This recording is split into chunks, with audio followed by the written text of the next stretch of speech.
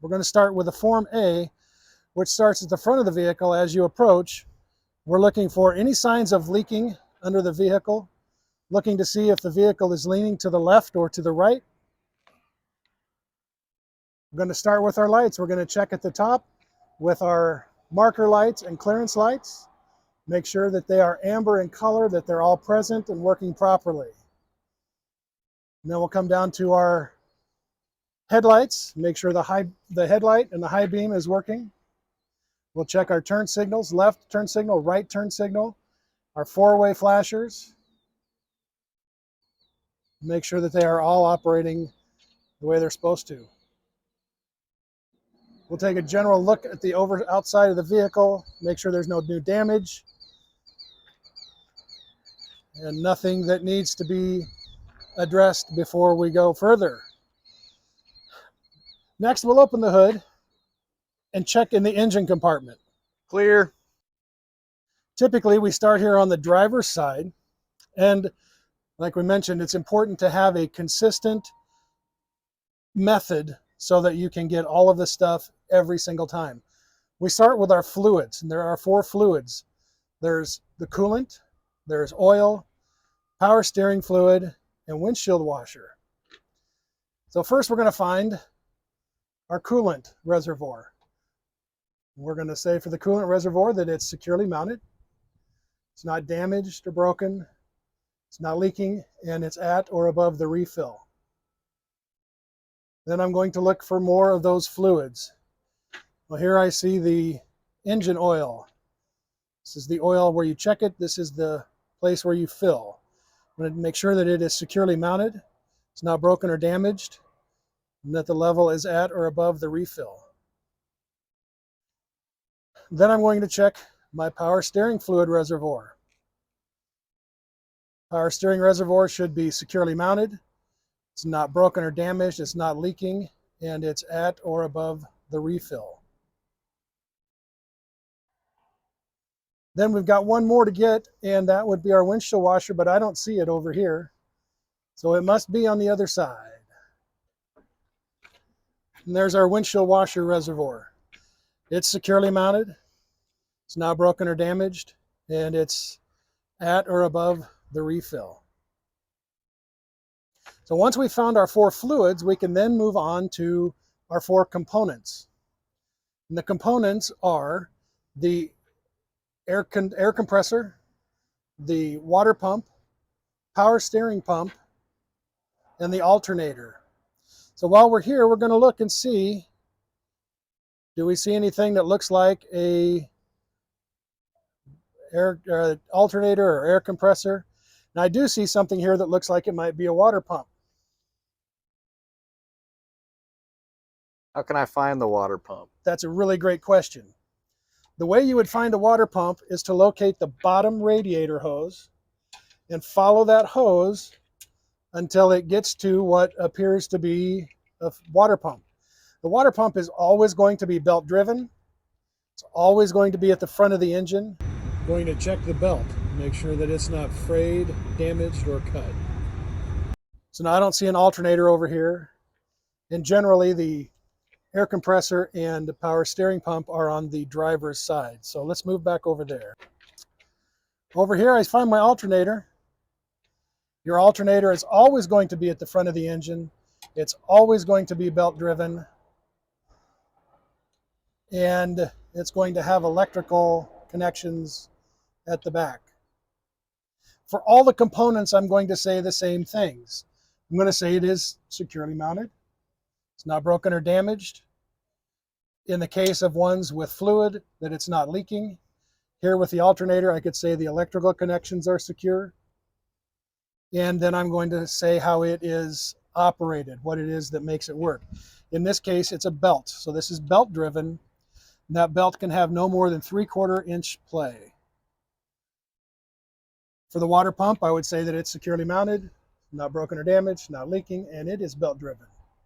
So that's 2 of our 4 components. The other 2 that we have left are the air compressor and the power steering pump. So to find the air compressor, what makes sense would be to find some air lines. These are air lines So if I can find air lines that are going to something attached to the engine, or if I can find fittings that are brass fittings, that's going to be another sign of that could be my air compressor. And then somewhere there will be a primary air line. And in this case, that is this right here. This is the primary air line. This takes the air from the air compressor. This one does it. This one goes to the air intake, but goes from the air compressor to the air dryer. So that would tell me that this is my air compressor. You can see there's another brass fitting. So those are two things that would tell me that that's my air compressor. Again, I'm going to say the same things. It's securely mounted. It's not broken or damaged. It's not leaking. And this one, would this be belt driven or gear driven, do you think? I don't see any belts around it. So that would mean that it would be gear driven then. Okay, and then the last component that I need to find is my power steering pump. Now, the way the power steering works, pressurized fluid comes through a hose into the steering gearbox. Then it goes out of the steering gearbox into the steering reservoir, then through a hose back to the power steering pump, where it is then pressurized and sent back to the gearbox. We're going to make sure. How's this one driven? This one, well, do you see a belt? No, I don't see any belts. So that would mean it's gear driven. Yep. Looks like it's driven off the front of the air compressor here. Is it leaking? I don't see any fluid dripping. Does it appear damaged? No damage. And it looks like it's securely mounted? It does. Then I think we're good. Then I'll do an overall look to make sure that all of my hoses and wires, anything that's on the engine is securely mounted and nothing obviously in need of repair. Next, I'm going to check my steering system. Now, the steering system includes the steering shaft, the steering gearbox, pitman arm, drag link, steering arm, and then on the back of the wheel, the steering knuckle. These components work together to make the tires turn the direction you steer the wheel. What do you think could be wrong with that steering shaft? Well, Maybe, looks like maybe it could be has, loose. Yeah, it looks like it has universal joints here. It's got and those here. joints. Those could be a little loose. Could be loose. They might need lubricated. This looks like it's pretty straight too. Probably shouldn't be bent. Shouldn't be bent. Okay. How about the steering gearbox? Well, looks like there's a line coming from the reservoir, so it shouldn't be leaking. Shouldn't be leaking. None of these lines should be leaking. In fact, according to the DOT requirements, if anything on the steering system where there are fluids is leaking, it is an out-of-service violation. Steering gearbox looks like it's securely mounted. Don't see any damage. Don't see any leaks. Nope, I don't see any leaks. So the steering gearbox has a couple of gears in here. This first one takes the rotational movement of the steering shaft and changes it to a different direction with the gears that are inside, which then makes the pitman arm, as you turn the steering wheel, now goes forward and backward. So pitman arm looks like it's securely mounted. Think it's leaking? Well, it's just a big piece of metal, isn't it? So it's probably not going to leak, is it? It's attached down here to the drag link with a castle nut that has a cotter pin. So what is the purpose of that castle nut and cotter pin? I'm really glad you asked. The pitman arm is rotating frontwards and backwards. The drag link is rotating in a different direction. It's actually rotating clockwise and counterclockwise on the bottom of this. So if we took that drag link and this pitman arm and we bolted them together really, really tight, what would happen? If they were too tight, I don't think they'd move. They wouldn't move, would they? But what if we didn't have a nut on there that was, if it was loose, what would happen? Well, it might fall off. It would come loose.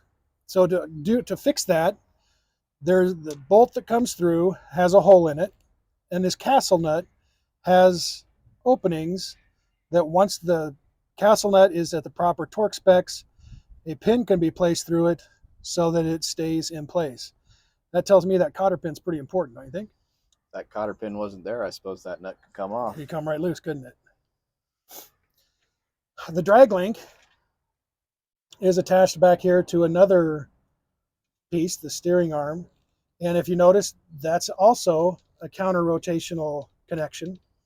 So you're saying if that hardware comes off and these pieces come disconnected, I might not have any steering, right? Well, not only might not, you definitely won't. That would make for a bad day. It's a good thing I'm doing a pre-trip. You're not kidding. All right, once we've determined that our steering components appear to be in good working order, we can move on to our suspension. There's two different types of suspension. There's a spring suspension and there's an air ride suspension. This happens to be a spring suspension. You can tell because it's just one big spring. Now the way this operates is the spring is attached here with the spring hanger, comes to the axle where it is secured with U-bolts, then up to the front spring hanger, and as the axle goes up and down, the spring flexes at both ends, providing the cushioning effect of the suspension. Then there's also a shock absorber that when you have that big pothole like we do now, that will take that initial shock. Shock absorber. Seems like the ride might be a little bouncy without something to absorb that shock too. It would. So when we're inspecting this, we're going to look at those spring mounts. They should be securely mounted, not damaged or broken. That spring, what about it? Should probably not be cracked. What if it was shifted one direction or another? That wouldn't be good, would it? I don't know. Things wouldn't be lined up, I don't think. So we would want to make sure these U-bolts that hold that to the axle are securely mounted. They're not loose. They don't show any signs of movement. The shock absorber, see on this truck, is attached here at the bottom of the, or in the area of the U-bolt, and it attaches up here at the frame. Well, we want to make sure those securely attached, top and bottom, and that it's not leaking. There is fluid in those shocks, and they can and do leak from time to time. We've done our suspension, we've done our steering, we've done our components, we've done our fluids. Now we're moving out from this area to the next part, which is going to be our brakes. And the components for the brakes include 5 things. There's the air hoses going to the brake chamber. Got the brake chamber. Out of the brake chamber is a push rod that's attached to a slack adjuster. That slack adjuster turns a rod that's in here, taking it out to the last 2 components, which are the brake drum and the brake lining. So to inspect those, we're going to say that there is no damage or leaking to the air hoses. The brake chamber is securely mounted. It's not broken or damaged. The slack adjuster and push rod are securely connected to each other.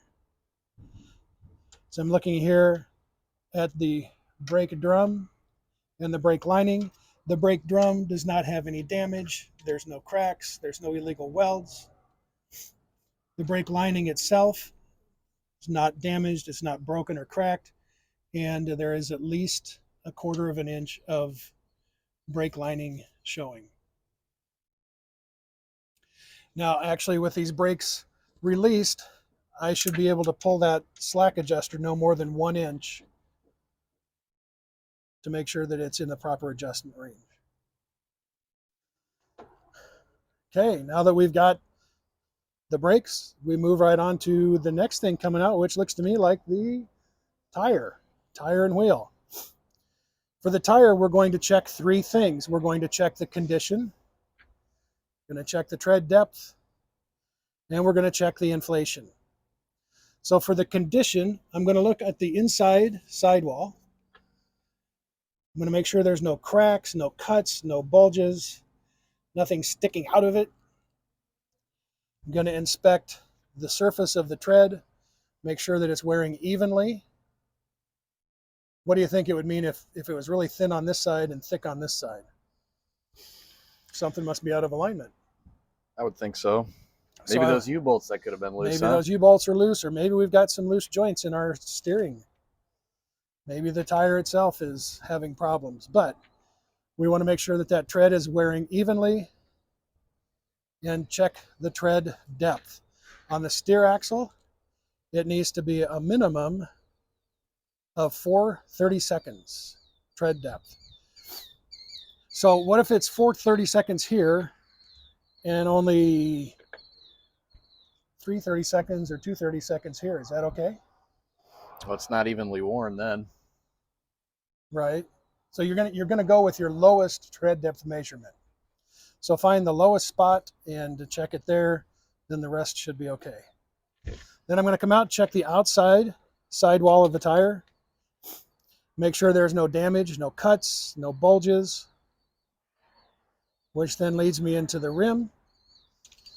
The rim doesn't have any damage, doesn't have any cracks, there's no illegal welds. Also, here in the rim is where the air gauge is, the valve stem.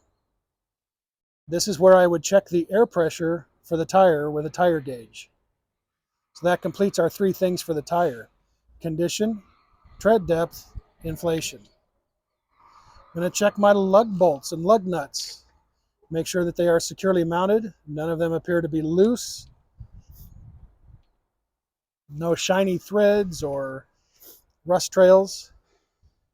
Then on the inside of the hub, we have the hub seal. We want to make sure that that seal is not leaking and that there is adequate oil in that hub. Some of them will be a sight glass that you can see through. Sometimes you can pull that little stopper out and see inside the oil level. Once we've gotten to that point, we've completed our Form A.